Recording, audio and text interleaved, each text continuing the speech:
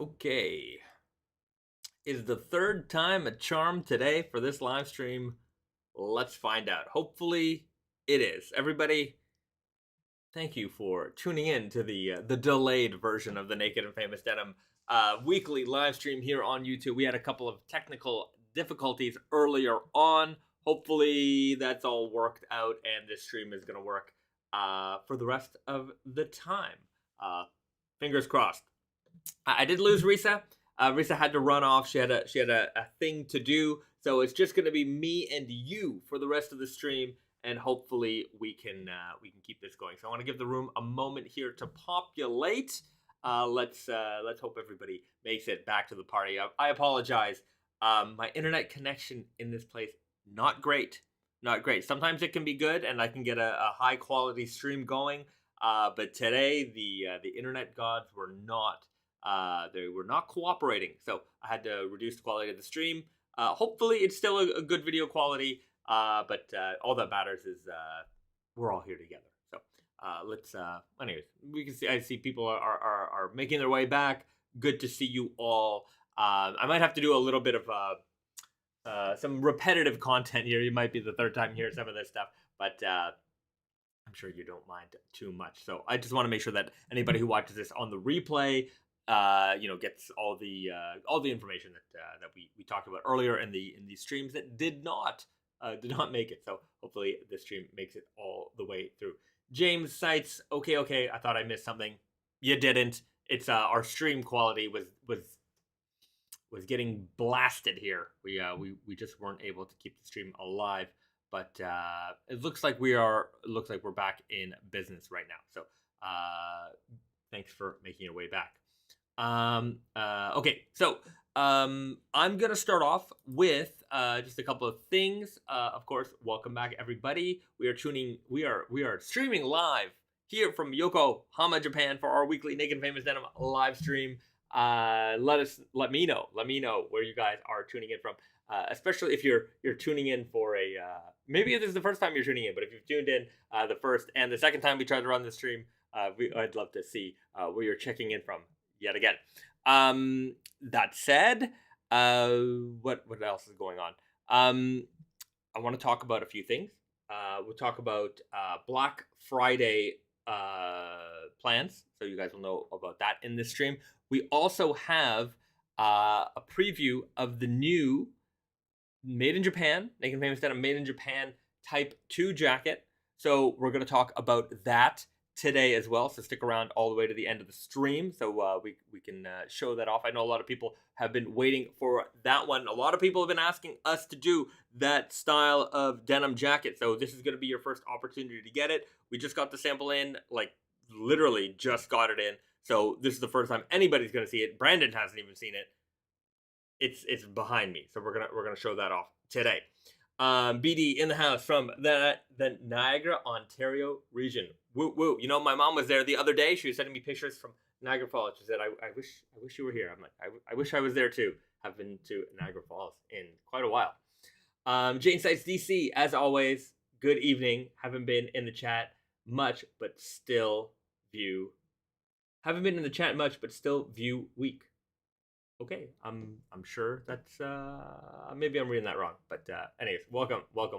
Wolfie, H-Town, home of the World Series champions. I don't know what that is. I know what the World Series is. I don't know what H-Town is, and I don't know who won the World Series since '92. The Toronto Blue Jays won the World Series '92. I was there. But since then, no idea. I don't know much about baseball, except for 1992. Each week, LOL. See now why I stay out of the chat. No problem. You know what? I can't read either. My words get all mixed up. It's because I talk too fast, so sometimes all my words get jumbled up real good. Wolfie, Houston. I figured it was Houston, but Houston Astros. You guys are the World Series champions. Congratulations on the win. Any info on the Higo no Kami knives? We will get to that. I will talk about that. Saw the cool box. We did preview that on the Tate and Yoko Instagram live. I think last week. So there's a little bit more information on that, but you will have to stay you will have to wait for deeper info on that. But today we're going to talk about Type 2. We're going to talk about Black Friday. We're going to talk about the unbranded 2020 fall winter 2022 22-ounce super heavyweight, the heaviest the heaviest weight unbranded jean we've ever made, coming out on the 18th of November. So a lot of things going on this month. Okay, Salsa, any news on the unbranded jeans today? Yes, so we'll talk about that right now. So the unbranded 22-ounce denim super heavyweight is the heaviest unbranded jean we've ever made. Will be available starting on Friday, November the 18th. It's going to be available in in jeans and in jean jacket. For the jeans, they're $134. $134, I think, is the best value around for a super heavyweight denim and denim jacket. It is the first heavyweight denim jacket that we've ever done with unbranded. Those are going to be coming out at $196. So a great way for you to get into heavyweight denim for the first time or the second time, third time, however many times. Great value right there. And speaking of heavyweight denim options, the 18th will also be, November 18th will also be the day we restock the Elephant 11 Grandrel, which came out a couple of weeks ago on Tati and Yoko and throughout the Naked Famous Denim world. On Tati and Yoko, we sold out of the Weird Guy, we sold out of the Easy Guy pretty much. There's a little bit of Super Guy left, but we are restocking all three fits. So if you missed out on the release date, we will have more coming in very soon. So November the 18th, Heavyweight Friday on Tati and Yoko and on the unbrandedbrand.com. So a lot of heavyweight options for you as we get into the fall season. So pay attention to that. If you want to see more photos of the unbranded 22-ounce, head over to the Unbranded Brand Instagram. There's a lot of photos and such there that you're going to be able to see. Wolfie, which fit is equivalent to the Super Guy in Unbranded? We call it the tight fit. The tight fit and the Super Guy are the most similar. Yeah, I suppose it's not. I mean, it is a slim fit. Super Guy is pretty slim. I remember, Super Guy used to be called Super Skinny Guy because when we started Naked Famous Denim, we had a fit called the Skinny Guy.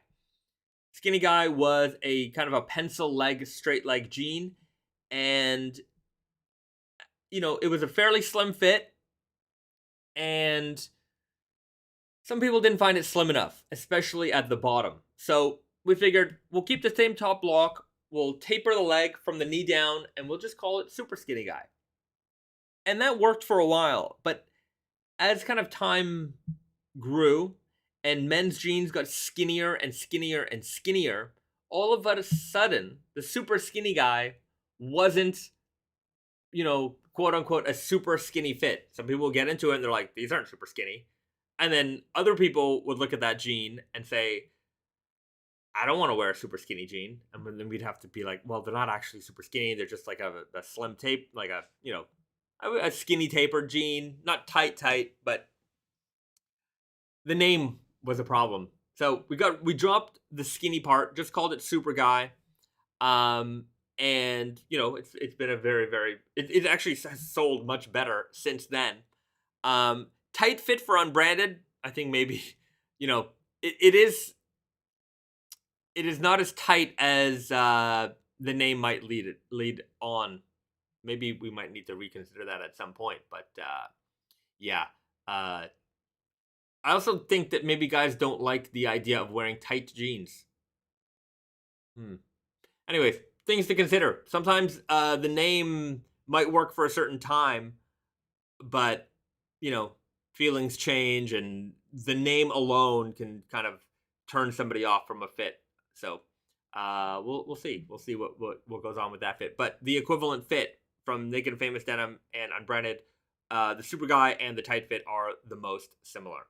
Lee H, hey, is the True Guy the same as the Unbranded straight or slightly wider? I hope the thighs on the True Guy are wider than the UB straight. It is a different fit. It is not the UB straight. The UB straight was actually based off of an old Naked and Famous Denim fit called Slim Guy, which, again, when it comes to naming conventions, it wasn't that slim. I mean, at the time, it might have been considered a slim leg because men's jeans were when we came out with that fit. A lot of men's jeans were still a little bit on the wider side, and then the slim guy came out, and it was like a true straight, you know, basically a true straight leg jean. Guys would get into it, and they're like, "These aren't slim." And we're like, "Well, they're not as slim as jeans are now because things kept getting narrower and narrower and narrower." So the names of these things can sometimes not age well. But the true guy is its own fit. It's, I would say, a little bit wider than the weird guy in terms of the thigh, a little bit higher in the rise, and then it tapers into the thigh, down to the knee, and then the knee straight down. So it'll be a straight fit all the way. I've seen people make straight leg jeans. Well, they call it straight leg jeans, but they actually taper. This is not going to be the case. This is going to be straight from the knee down. So it doesn't matter if you hem these jeans. They're always going to be the same leg opening, which I think is a great thing because I know a lot of people do hem their jeans. We had a guy in here earlier talking about how he's 6'6". He put on our Easy Guy fit him perfectly. Great. Those come in at a 33 and a half, almost 34-inch inseam. So it's great for taller folks. But if you're tapering if you're hemming a tapered leg jean, that leg opening gets wider and wider. So we've definitely talked about it before on the live stream where it's kind of a balance between the inseams that we make because we can't make multiple inseams just because our production capacity and the space and the amount of SKUs that we'd have to make just expands tremendously. Maybe one day it certainly would be advantageous to us if we made 30, 32, 34-inch inseam because I find a lot of guys average inseam for the average. Whenever we get a hemming request, the inseam that a lot of people request tends to be size 30, right? So I know if we made a size 30 right out of the box, we're gonna make a lot of people happy. But a lot of people certainly they get our jeans, they're 33.5-inch inseam. They'll cuff it, they'll roll it, they're happy with the length of the way they are. So it's hard to make, if we have to do every inseam, there's just so many more SKUs that we have to make. So yeah, maybe if we get big enough, we'd have to be a pretty big company for us to be able to do that. But yeah, I'm rambling on a little bit. We have to find a fine balance where we can get the inseam at the right length where we make the most people happy. And I know that if you take a jean that has a longer inseam and you have to, hem it down like a tapered leg jean and you have to hem it down a lot, you really open up that leg. It does change the fit a little bit. Don't get me wrong. So, if you want that skinny leg opening that the Easy Guy has, but you have a 29-inch inseam, it kind of messes with the way that it appears on your body a little bit. So, again, maybe one day we'll have multiple inseam options for folks. Yeah, we just gotta grow. You guys are there to help us do that. I mean, my ultimate dream is to have many stores all over the place. I want to be the Gap, but I don't want to be, a mega mall brand, type of thing.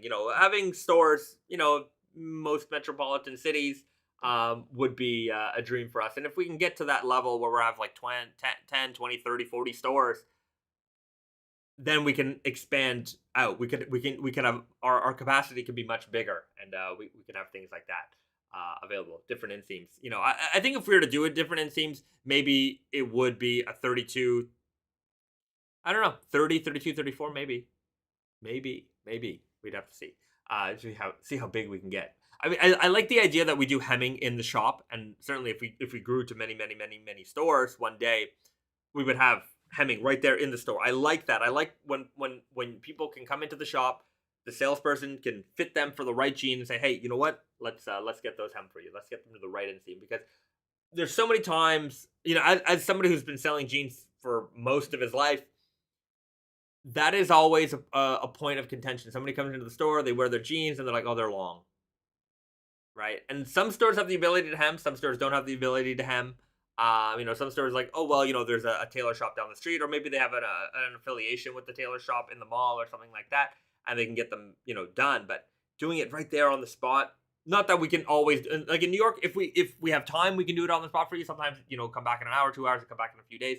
Depends on how busy we are. But just having that ability, I think, is very, very strong. But of course, if you could just buy them like that and they fit right off the bat, that's also an advantage. So yeah, it's just it's tough. It's hard to make everybody happy at the same time. I'll tell you that much. But we try to do our best and balance things out. Okay. Junior, FedEx lost my package with a new pair of jeans. Do you have any advice for getting them to track it down?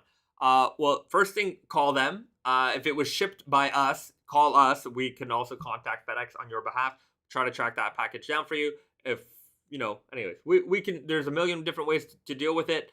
Call them, call us. We're gonna get it sorted out one way or the other. So, it happens. Sometimes what FedEx does is there's two common things that they do.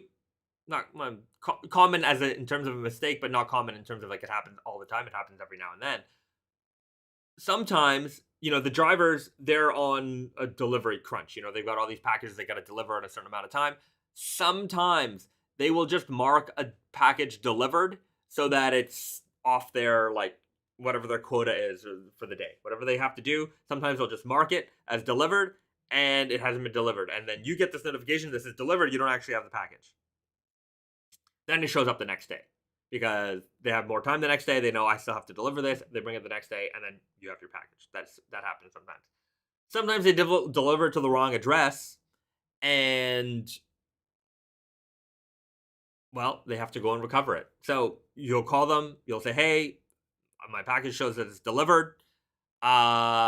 Nowadays, sometimes FedEx also includes a photo of the delivery. So they'll show it on your doorstep. They'll show it in front of the house, something like that. And you can see, hey, this isn't my home. But that also allows the FedEx driver to see, oh, you know what? I left it at this place. Because, the drivers have a route. They know where, what the places look like. So they can go back to that place and say, hey, I delivered this package here. Can I get it back? And then they'll also try to recover it that way. Yeah, so whatever happens, we're going to take care of it. It'll be taken care of. Just give us a call or send us an email. We'll get that taken care of.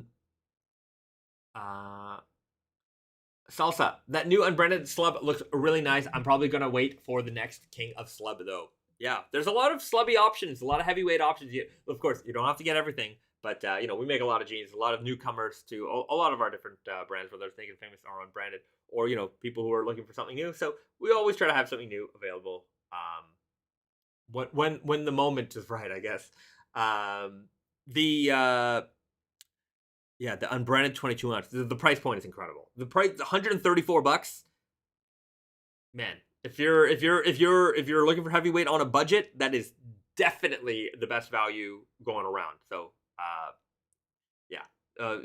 or if you have a friend getting into raw denim for the first time, maybe a 22 ounce is a little hardcore for a first time jean, but maybe they're, getting their toes wet into raw denim and they want to get into heavyweight and they're not really sure. That's a great way for them to get into something very heavy with a lot of, nerdy details built into one.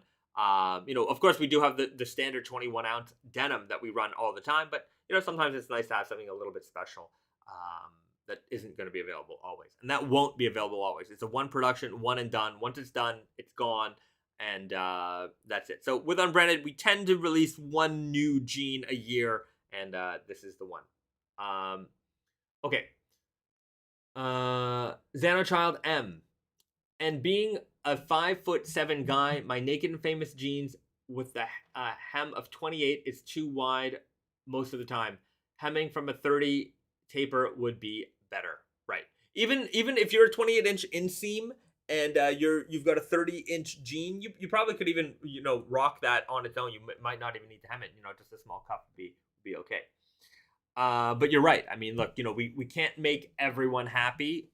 We try to do our best to try to balance things out. It's definitely one of the challenges we have as a brand. That guys and girls. I mean, I don't think it's a sex thing, but there's just a lot of variety in people's sizes and fits. Guys tend to be. I mean, we carry a lot of weight in our thighs, and inseams vary a lot for guys. So those are the things that you kind of have to consider.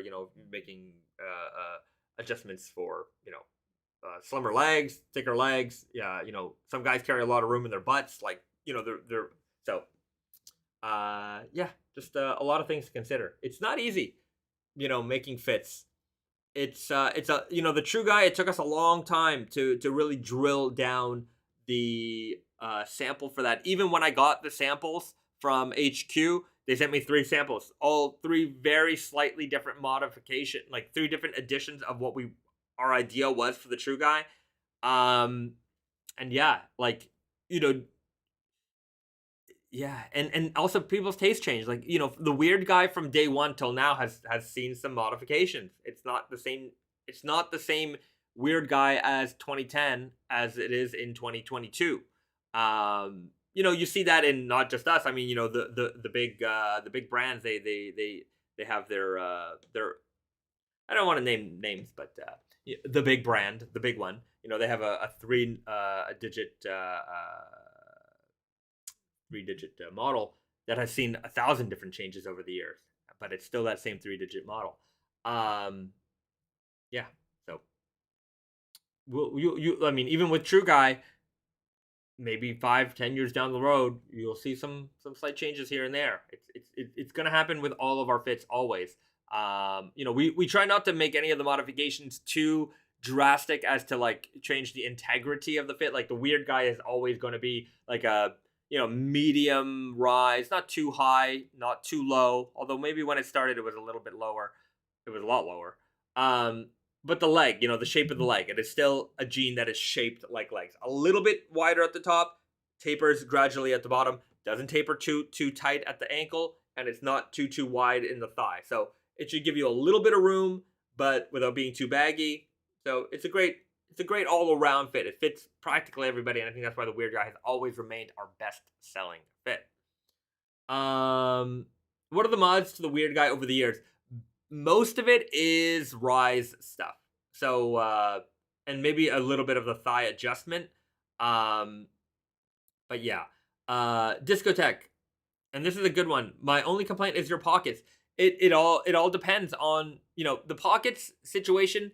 If you size it slim, you're gonna have a problem with the pockets. They're gonna be slim because the jeans are close to the body. If you size it with a little bit of room, you'll have a lot more room for getting your hands in and out of the pockets. I tend to wear my jeans with a little bit of room in the waist, and so I'm able to access my pockets nicely. I've got a giant phone, Galaxy, big old Galaxy phone, goes in and out, no problem. But yeah, if you're wearing slimmer fits, that's the way it's going to be. And also, like when you're comparing, I know a lot of people come in from maybe they've been wearing, washed older jeans that maybe they're a little bit looser, they have a little bit of stretch in them, whatever it is. You got more ability to get into those front pockets. So it's hard because you're dealing with a rigid fabric that a lot of people are sizing slim, and then they're like, well, I can't get my hands in my pockets.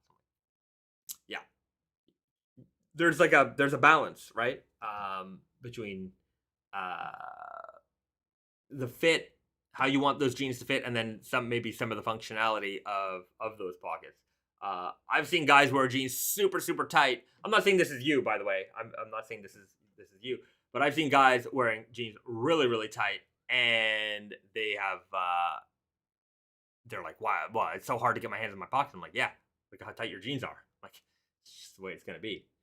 Vance Edwards. If Daniel Craig prefers the weird guy, I prefer the weird guy. All right, there you go. James Bond in the weird guy for No Time to Die. That was the term rude awakening is not right, but a pleasant surprise. We didn't really know about that happening until it happened, and we found our way in a Bond movie. We didn't do any product placement or anything like that. It turns out they one of the people who were working on the film came into the shop, picked them up. I mean, I've heard that this was a request from Daniel Craig. I don't know if this is true exactly, but you know, that this seems to be out there. But yeah, our jeans are in no time to die, and I think that's pretty cool. I think that's pretty cool. Okay, I wanted to talk about salsa. Right, I'm gonna answer this one. Bahzad, what jeans are you wearing today? I'm not wearing jeans. I'm wearing our work pants in the Repro Workwear Twill. Doing the full suit today. This just came out a couple of days ago. So if you haven't gotten yours, I know some people have been waiting for this. You can get it now. Act fast because sizing is going on these. The trousers are in. You can wear it as a suit. You can wear it on its own. Shirt obviously works great either way. What I really like about the trousers is its ability to kind of match with, you know, different denim outfits. You know, in fact, let's get into a denim outfit right now. Let's do the Type 2 reveal. The MIJ Type 2. This is the sample. This fabric is not going to be used for anything. It was just some fabric that we had, so we wanted to prototype the fit. So we're going to check that out right now. Hold on one second.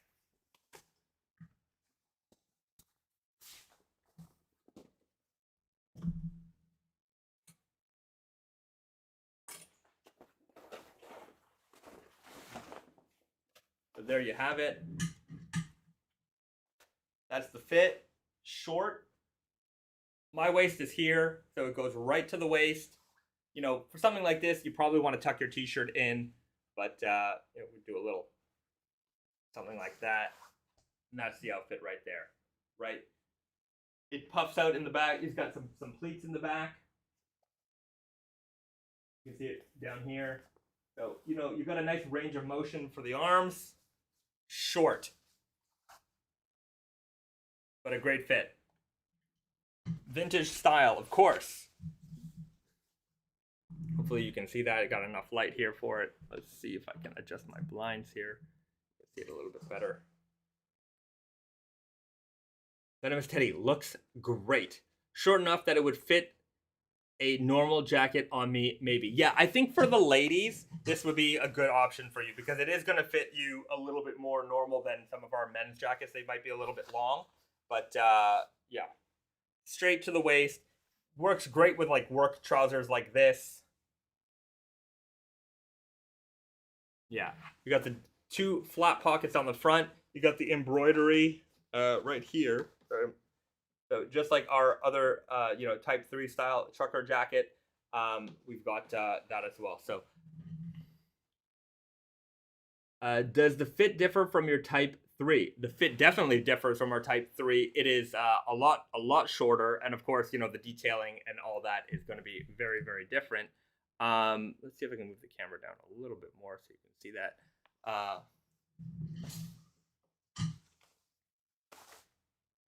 So you can check that out. There it is.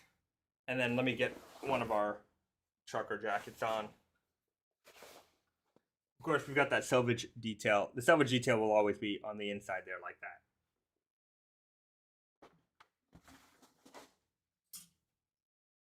This is our trucker style. A lot looser and longer.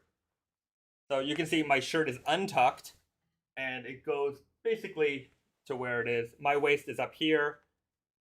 The Type 2 jacket's gonna fit around here. This one goes down to like where most people's t-shirts and stuff are. So and looser, right? You know, that fits a lot more like a shirt, but it does have the pleating, so you can, you know, you do have like a nice range of motion for the arms and the back. But those are the main differences there. Is that a selvage denim jacket? Of course it is. This one is too. This is the MIJ 10 jacket. So this is going to be coming out soon. I've got my sample. I feel like the fuzzies of the fabric is very apparent. For this one, sure. The other one, a little bit, yeah, but that one is just a sample for the fit. The fabric is we're not planning on using that one. What's the difference between a Type 2 and a Type 3 jacket? Well, if you can see here, the construction details are quite different. You know, the trucker jacket is basically the jacket that we all know as being a denim jacket, and it has like this V pattern out here in the front, flat construction here, whereas this has got these front pleats here. You can see stitched down with these like rectangle stitches. You can see, and this is to kind of open up the jacket as you move. Hopefully you can see that. You also have these more boxy style pockets here on the front instead of like the more triangular pockets you have here. Obviously, the length trucker jackets tend to be a lot longer. These ones are a little bit more shorter. Original styles of these jackets do not have side pockets. In fact, original trucker jackets did not have side pockets. We for ours, we added them stealthily. We kind of put the pocket right here on the inside. Typically, you'll see jackets like this. They'll have like a welt pocket on the side. I don't really like that style because I don't like that big kind of chunky design. I like to keep it nice and hidden. Also, our denim jackets have these inside pockets here as well. Less pockets on that style.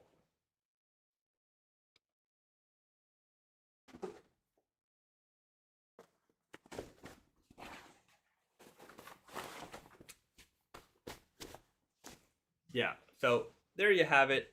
That's it. I'm just not really gonna tuck it in, but do a fake tuck so you can see how it matches up with kind of the hem waistline of your trousers or jeans.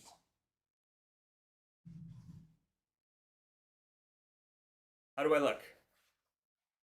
And yeah, paired up with these trousers, I think it looks pretty cool. You can do something like this with like a dress shirt, a tie. I think a denim jacket with a sport collar shirt, button down collar shirt and tie looks really sharp. I prefer the upper firing lower pockets like Wrangler used to do. The upper firing lower pockets. I'll have to take a look at what you mean there. Pockets are also lower on type 2. Pockets, I mean, yeah, the chest pockets are lower on the chest than the type 3 style trucker jacket, that's for sure. Ricardo Bonner writes, when will the Elephant 11S restock? Friday, November 18th, we will restock on Tate and Yoko. So pay attention on next. We've already announced it on the email, but we'll have a little bit more, awareness, more of an awareness campaign on the social media and our emails in the coming days.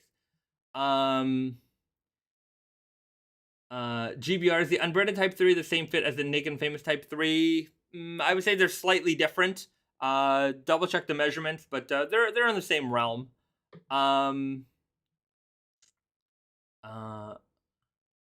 Salsa, I was wondering if the Tatami fabric was successful enough for a second version. I mean, it was successful enough. A second version, I think you're gonna see some. We had a run of where we were just using like really weird, crazy fabrics. You're gonna see that again next season. We're gonna have a really, really interesting denim, but not denim fabric coming. Yeah. Pierre Moreau, when will the NYC denim restock? Soon, hopefully. I gotta double check. I was told that restock was supposed to happen in October. It didn't happen in October. I will find out and have some information for you next week, but it is on my to find out list. Okay.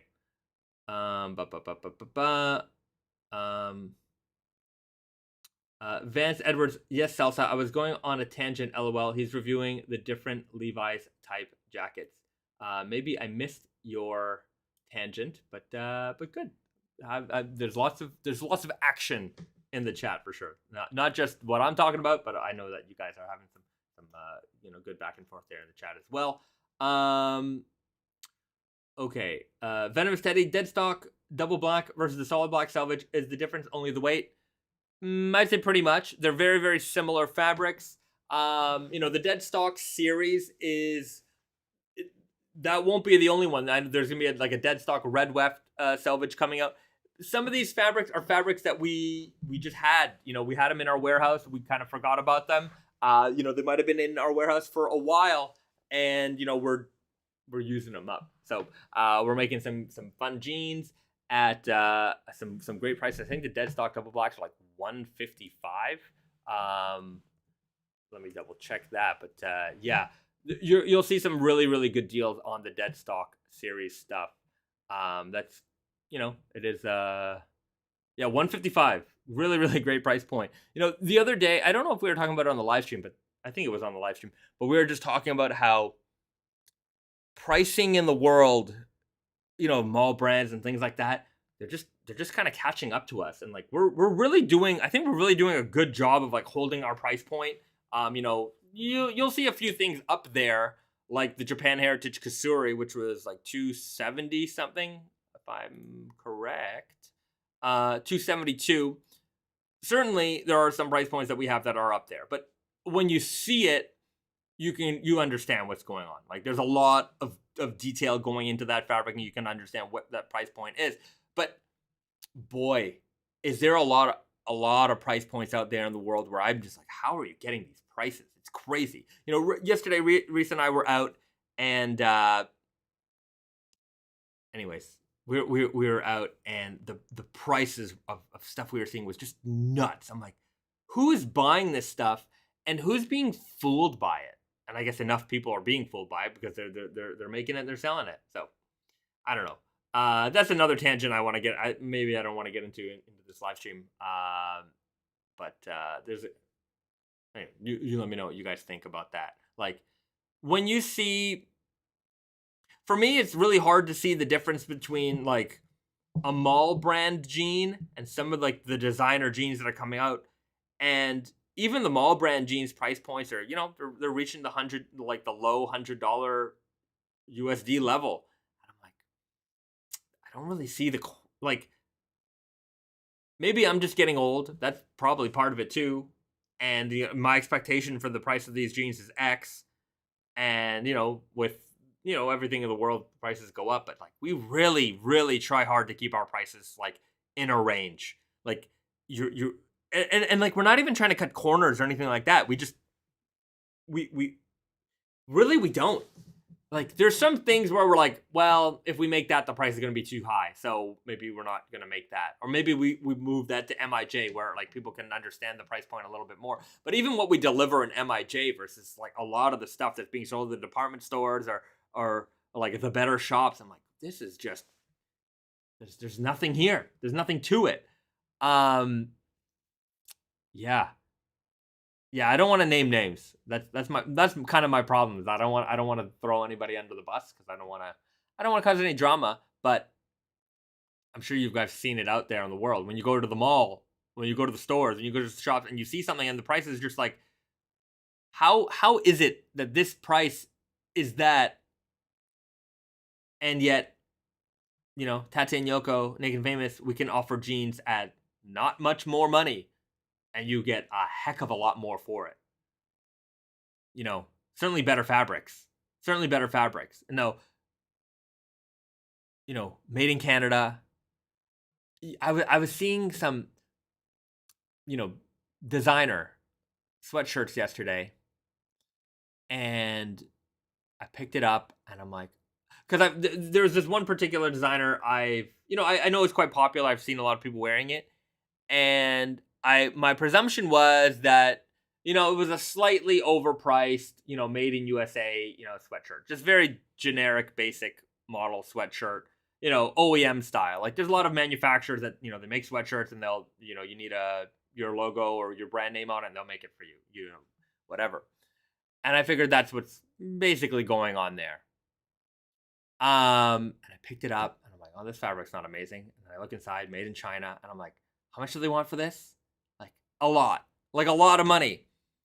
And I'm like, there are other like made in America garments with much better fabric that are a fraction of this price. I'm like, I wonder, like the consumer obviously doesn't care because there's a logo on it. That's what they're buying. But my problem is in the whole like luxury world right now is like the switcheroo. They realize that the customers actually don't care, or enough of them don't care that they can basically just sell them the bottom of the barrel, so long as the logo has a value, which are certainly logos have values in a way, but yeah, I was really shocked when I saw that because for me, I actually thought it was just like a slightly overpriced, made in America product, but it wasn't even that. It was just the um, bottom of the barrel level quality. Maybe not the very, very bottom, but very low quality. Selling on design and a predominant logo. Like, wow, they are laughing their way to the bank right now, just absolutely laughing. And the customers are happy because the customers get to wear it. They get the clout of wearing that logo. I'm better than you. Okay, fine. And so I guess everyone's happy, so nobody's getting ripped off. But I just wonder, when I saw that, I was talking to Risa, and I'm like, when did the buyers start it? Like, the buyers of these shops, when did they agree that this was okay? Right? When did they agree? When you were at a luxury department store and you're a buyer of a luxury department store, maybe you're watching right now. Some of my friends work in these places. When did you, not specifically anybody, decide that when somebody presented you, you know, um, lunch meat, that was the filet mignon price? I just wonder how that switch happened because I always felt that when a luxury brand was making a product, that there was some actual luxury involved in that, right? Using the best materials, using the best quality construction, using the best on top of the best designer. And now it seems like, okay, well, we have a designer, they're fine. We've got this legacy brand, or we've got this hype brand behind it. Just pump it, pump it, make as much money as we can. Maybe it'll die, whatever. We'll move on to the next thing. And again, the customer's willing to be taken advantage of like that, because I don't think that they're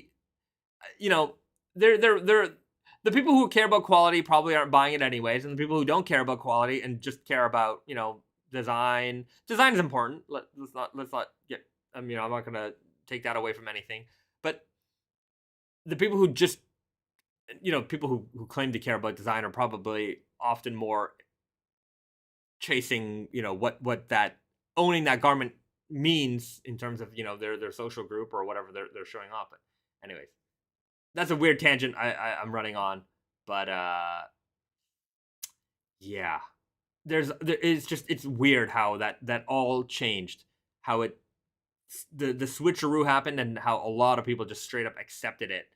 And when we put out a jean at $170, $180, and I'm like, there's so much value here. It's like, from someone who's, look, I'm biased in a way. I make the stuff, but I'm like, as a consumer and as just a fan of all of this stuff, I'm still a fan. I'm always a little bit insulted when I see that stuff. I'm just like, how do you ask your customer for $500 for that? $600 for that? It just seems like someone's. You ever watch those? And sometimes they play them on the airplanes and stuff. But in Montreal, we have this thing called Just for Laughs, and it's just it's like this no audio kind of like sketch comedy stuff. They kind of put people in these funny situations on the street. I'm sure you've seen them. And to me, it feels just like that, where it's like, here's a t-shirt, and then you put it on, and you go to the counter, and you're ringing it up, and they're like, oh, it's $700, and that's supposed to be the joke, but actually, what happens is the guy's like, sure, yeah, it makes sense. I'm like, what? Wait, no, the punchline was supposed to be that this is insane. How could this possibly cost that much? But people are just accepting it, and maybe that's the joke. Maybe, I don't know. Weird. It's weird stuff. I definitely go on this particular rant often enough, and I'm sure I don't know if you're tired of me complaining about it, but it's something that bugs me every time I go into the shops. I cannot stand seeing it, and it is a virus that I would like to destroy. So I just want to make everyone, as anybody who cares to listen to me about this problem, I definitely want to. That's the thing I want to preach from the mountaintop. Yeah. Um. Okay. Let's go back into the questions. Um. Okay. Venomous Teddy, designer jeans and other everyday casual items are not up to par. Yeah, I think there's our realm of products, brands within our, not just Naked and Famous, Unbranded, in our realm. There's a lot of us. I know you know them. That's the spot. Like, we're really the spot where you're getting the most for your money. Even if there's a brand that's a little bit more expensive than us, you're still getting so much more than if you were to buy, some, whatever the new flavor of the week denim brand is at the department store. You just really are. Whenever I see those things, I especially when I see the new flavor of the week, like washed denim brand, whatever it is, I'm like, wow, like they're not even trying with the washes anymore. Like, a lot of the stuff that I have seen are just basic stone washes, basic bleach washes, and it's like, at least when I worked at Diesel, they put so much effort into the washes. And I've seen even other Japanese brands that do wash denim. They do it really, really good, right? There's so much effort that goes into it. The sanding, the paint, and the distressing, all the, like, the stuff that they put into it to make it look real, or like make it look like this is a unique wash that nobody else has, only we have it. I can see the effort that goes into that. And it might not be for me to wear, but I understand what goes into it, and I can appreciate the art form that's in there. But knowing what goes into just a basic bleach wash and then seeing it on the shelf for like $300 and something, obviously they're using whatever fabric. They're not using a super premium fabric like what we would use, because, like, why would you destroy that? The beauty of the fabric we use is in the raw denim fading part of it, not the I'm just going to wash all the color out of it. So they're using, some off the shelf, whatever running basic cheap fabric, make it, wherever, sell it for the highest price. I mean, fair enough. You're willing to buy it, good for you. But again, it goes back down to the buyer, where, like, the buyer should see this and be like, no. Like, you kidding me? Like, this is, you can get this at the mall. You can get this at the mall store. Why am I selling it in my luxury goods store? Doesn't make any sense. Okay. Salsa. Everything Bahzad is saying is how I feel about the purse industry. The purse industry, there again, like, I'm not a consumer of purses, but there are, if you find like a, I don't know about purses on Instagram, but I see a lot of these like leather crafters on Instagram, and I see the kind of stuff that they're making. It's beautiful, beautiful, beautiful. And they're using the absolute best materials. And their wallet might be $200. You buy it right from them, and then you go online and you see like some super designer brand, and they're shelling out, it's a nice wallet for hundreds and hundreds of dollars more, but it's just like the quality difference is not even close. And with some purses, I've seen reviewers online where they'll take apart a purse and they'll say, okay, well, it'll be like a leather crafter channel, and they'll take apart a purse and say, well, they're selling it for $400. I can see that there's X amount of dollars of material in here, plus time and effort and blah blah blah. And like, okay, that's like the right value kind of, for this. Like, that's what I would charge maybe for making that purse. So there are certainly brands that kind of are like, they deliver a product that is worth the money they ask for. And then there's just products that are just way out there in left field. And I'm talking about, and I'm not, not everything you buy has to be an investment purchase, but like sometimes, you see these purses and they're like, not just $1,000, but like many, many, many, many thousands of dollars. And I'm like, wow, you can buy, and that's the, I was about to say, you can buy a luxury like watch for that.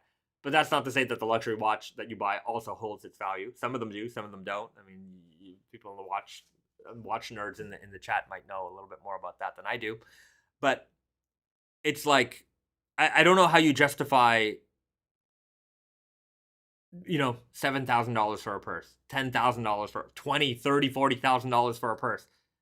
Same thing can go for a watch. I know people are going to say that too, for sure. I agree. I don't know how you actually justify the price, but yeah, they're like the crafter, like the leathercraft guy, the independent brand, the people who are really trying to make things really, really, really well. These guys are the ones who are actually pushing luxury. There are a few luxury brands that, look, I'm not going to say that there aren't. There are certainly a couple of luxury brands out there that still produce the top 1% of product. The best of the best of the best of the best. They charge for it. They probably charge a lot more than, their margin is probably enormous, but their customers, they're not really targeting like, the casual consumer. They're targeting, a customer who's just looking for the best of the best, or maybe that's just how they shop. I don't know, but there are some that still produce the best of the best, and then there are ones who are just like, let's just milk this cash cow while we can, and we're gonna use our perception of luxury, and we're gonna make very, very basic products, and you're gonna pay like it's luxury. The stores are beautiful. They're renovated every couple of years. You see like full-on beautiful renovations, beautiful furniture, beautiful everything. Remember, you're paying for that. At the very least, if you buy one of those products and you go to the store and it's a very, very nice experience, I'm sure. At least if you go to the store, hey, you paid for the experience. At least some of your money went to something. But if you just bought it online, you don't get none of it. You get none of the experience, and you're still paying the same price. I don't know. But I'm steady. Some purses are crafted immaculately. Absolutely. I think there are luxury bags out there that are, you can understand the value proposition for it. But then there are some that are just well beyond. And, you could commission a leather crafter to make that for you. They'll make it better with better materials, everything, and it'll cost you a fraction of the price. Yeah. Anyways, some people, look, clout is worth something. I'm not gonna say it's not worth anything. It's worth something to some people. If you're willing to pay for it, good for you. If that's important for you, fine. I'm not. Look, different strokes for different folks. For me, it's less important. I really don't care. I like what I like. Sometimes I like things in that world too. Okay, and if I want it, you got to pay for it. I get it. But sometimes I think people might get too caught up with it, and I think that some people also, they're kind of tricked to believing that this is a high quality product, where because they see it from all of the different brands in that realm that this is the quality. But it's like, look down a price point or two and see what the independent makers are doing, and you will see leather jackets and jeans and boots and all this stuff that is made better than anything you'll ever find from the designer brands at the so-called luxury goods store. And it's way cheaper. Yeah. Vanessa Teddy, like those Saint Laurent sneakers you have, LOL. I wanted them until you said they weren't that great. They're literally one of the worst sneakers I've ever owned in terms of quality. Absolutely. Terrible quality. I got them because I liked the look of them. And then I got them on my feet and like stitching started busting right away. Paint was smudging. And I'm like, what is this? How could they make this and sell it for that price? Mind you, I got a deal on them because one of my buyer friends hooked me up with their discount. But if somebody had spent almost $1,000 on those shoes and were delivered that quality, disgusting. Okay. Riley O'Brien writes, Bahzad, hope you are well. Shout out to my guy Rob Terry. He got the Active Motion Black today. Hooked him up. He loves them. Black pair that can be worn to the office. Love how elastic they are. 100%. Glad to hear it. Enjoy it. The Active Motion Black, great, super stretchy jean.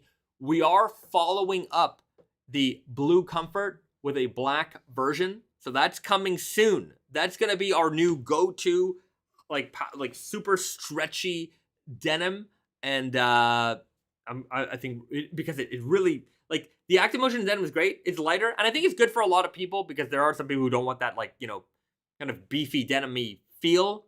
The Active Motion is not as beefy as the Blue Comfort is.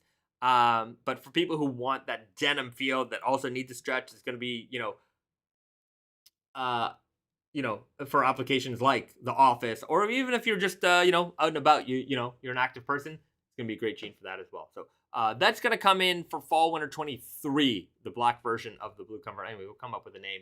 But that's coming soon. Okay. Some people are asking about JoJo updates. We're in approvals right now. I just need the final approval from them before I can show anything off. I suspect we will have something to show you in hand by the end of this month. So stick around for that. I don't suspect we're gonna have it out before the end of the year. The approval process, we can't go into production until everything is approved. And production takes time. So yeah. There's certain things take time, and even during the entire phase of creation, like every step, you want to do a leather patch, you want to make a button, you want to do the fabric, though everything you want to do, that needs to go through the approval process, and then you put it all together, and then you make the sample, you send it to them, that needs to go through the approval process. They have to make sure that everything came out exactly the way that you described it was going to come out. So there's a whole thing, and we're at the end, and so we're just waiting until that approval comes through, and then I can start showing stuff off. So very, very soon. Very, very, very soon. Alien Wafer, anything planned with a black warp and a colored weft? Black by purple weft would be cool. Yes. Nothing in the immediate, but no, the Harley Quinns are gone. I think that was the black by red weft stretch selvage in the Harley Quinn denim for the Batman collection. But I'm sure we'll do another black by colored weft denim at some point.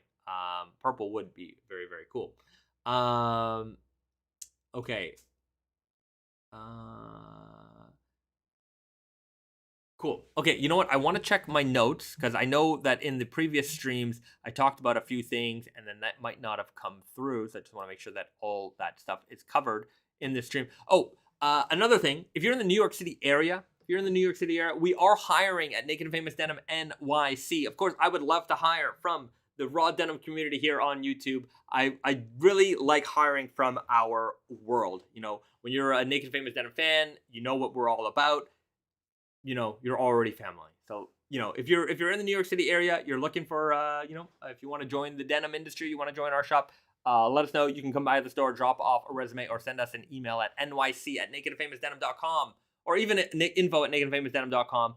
We're hiring for the shop. If you have retail experience, that's great. Even if you don't, we're happy to train you. If you love raw denim, that's the most important thing. Everything else we can teach you. So, if you're in the New York area, let us know, and we'll glad to have you on our team. Jay Brulham, Bahzad, about the luxury brands selling garbage. A brand that starts with B is one of the worst offenders. I think the buyers buy it because they sell it for $600 t-shirt. Buyer pay $200. They're making a killing.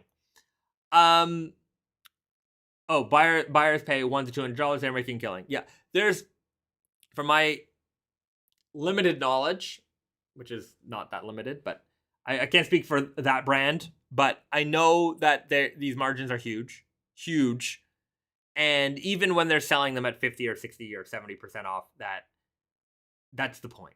Some of this stuff is the point is, we'll sell some of it at regular price because there's people who want the latest, the greatest. They want to have it. They got it, no problem. And then everyone else, when you go into sale season, we're gonna sell it for basically what the price should have been. And that has been the plague of, I would say, a lot of retail. That has made, that is, you know, when you make a product like ours, you can't do that, right? Like we've built such a reputation of making a value product that you just, like, I can't turn around and say, okay, our jeans are $400 now. Why are they $400? Can't tell you, right? Can't tell you why they're $400. They're $400 now. And now, as a retail store, okay, we'll sell a couple at regular price. But when we put them at 50% off, then they'll be the regular price. Then they'll be the regular price. And then we'll sell them. Because people feel, hey, I'm getting a deal. They're not these are $400 jeans. Now I'm getting them for $200. But they should have been around $200 to begin with. It's sick. I hate it. And there are brands that work like that. And so, you know, those brands that can give those department stores and say, hey, we've got all these magazine ads, we've got all these celebrities, we've got all this, and you've got a juicy 80, 100, 200% margin on our product when you sell it regular price, and you still make a huge profit on sale. You know, the buyer says, okay, cool. People are buying it, cool. People are buying it, so cool. And the people are buying it. Okay. Look, you know,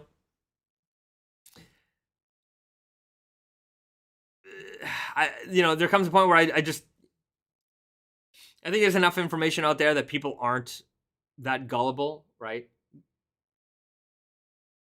But, you know, they want that brand, they want that look, they want, you know, that aesthetic, whatever it is. And hey, they feel like they're getting a deal and they're happy to part with their money for it. Who am I to say anything? But I'm just letting you know. And if you know and you still do it, then fine. There's nothing I would say that there's nothing wrong with it. I mean, look, if everyone's complacent in the whole thing, then it's fine. But, you know, you're not fooling me, and I don't think we're fooling any of you guys. You know, you guys out there watching, you know the deal, you know the score. But yeah, I don't like, from a personal perspective, I just don't like that is the way things have gone. It seems very disingenuous, and as I mean, you know, again, as a fan, as a consumer, like, it just feels insulting. For me, it's insulting. For you, maybe not. But for me, it's insulting. And I just always want to produce, like, whatever it is that we make, even if it's expensive, there's a justification for the price. Like, you can understand, you can see that there's a value in the product that we're giving you at the price point that we're giving you at. That's it. Jay Brulham writes, at Bahzad, the best leather sneakers are Crown Northampton. All right, I'll have to check them out. I've never heard of them before, but I'll check them out on your recommendation. Okay, Salsa, question for the chat. Y'all find hangers that are good for heavyweight jeans? Mine always fall. You don't need to hang your jeans. Fold them up. Fold them up. You'll be fine. You know, some people think that you know, you could hang them, you could fold them. If you prefer to hang your jeans, you prefer to hang your jeans. But I mean, any clip hanger will work. Get S hooks. You can hook them off the rack that way too. But if you're worried that, hey, I need to store my jeans hung because that's better, hanging them or folding them, it doesn't make a difference. You can most of mine are just on the floor. Jay Brulham, literally insanely well made. Check Rose Anvil cutting them into and going through how they are made. I have 3 pairs and the number 8 shell cordovan and number 2 pair of leather. All right, I'm definitely going to check them out now. I wear, personally, the shoes that I wear the most are Yucatens. I own several pairs of Yucatan sneakers. I have some sneakers from Hender Scheme. They're okay. I feel like I've worn through some of them quite quickly. But yeah, my Yucatens, those have all stood the test of time. I mean, I have pairs that are over 10 years old now. They look brand new. Mind you, I own a lot of shoes, so maybe they don't get worn every day, day after day after day. But I have to say that I've never had a pair of Yucatens fail on me quality wise. I've been on a sneaker strike this year just because I have so many shoes. I decided that my New Year's resolution was to not buy shoes, and because I proclaimed it live on the internet here, I'm not going to go back on that. But as soon as January comes, I've got like a list of shoes I want. So anyways, there may be some more shoes in my shoe collection in the near future, but yeah, I do like my shoes. Okay. We talked about the Type 2. So this is the new Type 2 MIJ prototype sample. You checked it out here. You saw it here first. Repro Workwear Twill shirt and trousers are available now. You guys know about that. We're just trying to remember, because we for those people who are tuning in now, there were 2 efforts of this live stream that we had, and those 2 original efforts kind of got killed by my low quality internet stream. Risa's back, everybody. Risa's back. Jay Brulham, yes, Thursday is good for the price point. I agree. Thursday boots do make very, very good shoes for the price point. Very, very hard to beat that price point. Okay. Devin Hurt, show off that Type 2 one more time. It's way too beautiful. You know what? Risa's going to try it on because you can see what the short jacket will look like on the female. Jay Brulham, Bahzad, can you guys mention some smaller Canadian, American, Japanese-made clothing brands for men that you think are great quality and focused on production, maybe outside the denim world? Muttonhead makes some very, very nice knitwear. They're made in Canada. Great people over there at Muttonhead. I definitely like them a lot. Type 2 on Risa. Check it out. So it's got the shorter silhouette. It's got the shorter body. So you can see it fits the female form. Just, it's not... This one probably is a little big. Yeah, this is a size medium men's. Yeah. If she were to get into a small men's, it'd probably be a little bit better. But like compared to like our Type 3 style jackets, even in the extra small will probably be okay on you. But sometimes I know that some females find our jackets to be a little bit long for their torsos. Yeah. Venomous Teddy, love Muttonhead shorts. There you go. Chamula makes nice sweaters. Chamula does make nice sweaters. I have several Chamula sweaters. That's another brand that Yuki from Yucatan. That's one of his brands. Very, very nice sweaters from Chamula. Very soft, very warm, I have to say. And fun colors. And a lot of fun colors. That's one thing I have to say about Yucatan is that they, unlike a lot of boot brands, they have their own way about things. You know, they have their own style. They're very not afraid to make crazy stuff. And very creative. Yeah, very, very creative. So I'm a big fan of Yucatan and Yuki and a lot of the brands that he does. A lot of the brands I'm going to recommend. What's another Japanese brand? I'm a big fan of Capital personally. I like Capital stuff. I see now that it's getting a lot of like traction in more like upper fashion world. Which I'm glad to see. That's a brand that's been around here in Japan for quite a long time. I remember finding out about it like early days of Naked Famous Denim coming to Japan and being like, yo, what is this crazy brand? They make crazy stuff. Mm-hmm. And, me and Brandon, we'd always go to the Capital store on our trips here. The one in Kojima is the famous one. I think they closed recently the legendary Kojima store, their flagship. But it's they opened more stores throughout Japan. Yeah. So if you guys visit, I think that's definitely somewhere. Yeah. Even if you don't buy anything, I think it's fun to look at it. Their stores are very, very beautiful. Adrian Mendez, Capital at American prices is insane. I'll wait till my Japan trip. Come to Japan, shop at the Capital stores here. Yeah, it's expensive, but it's like when you look at how much work it takes for them to make that, it's definitely a good value. Yeah. Especially when you compare it to other similar brands. Mm-hmm. Oh my goodness, the Capital is always honestly their prices are very they're very honest about their prices. Yeah. They're very good. They're not there's no they don't build ego into the price of their products. Mm-hmm. So anyways, I will always recommend if you're looking for funky stuff. It's out there. It's not for everybody, right? But they do have regular. Yeah, they have regular jeans too. Yeah, right? That's that's probably not why you buy Yeah, capsule yeah. stuff, Sometimes you to want be you honest. want the embroidery and the Yeah. thing. You know, very vintage inspired. Big fan. I can't say anything negative about them. Very, Mhm. very, very good people over there. Um. Okay. What else? We talked about the jacket. We talked about the unbranded. We talked about Black Friday. I think we're gonna leave it there. Mm. Okay. Um. Uh. Okay, we're gonna leave it there for this live stream. I know this particular bit has been a little bit short, but you know, just in time, it's been a lot of our. It's been kind of like the 2 hour mark already. Okay, so we'll leave it there. Everybody, thanks for tuning in. Thanks for tolerating the technical difficulties we had in this stream. Hopefully everything came out good. The video quality, I had to reduce it a little bit, but hopefully it looks okay. I'll try to make sure that it's better next week. So with that said, everybody have a great weekend.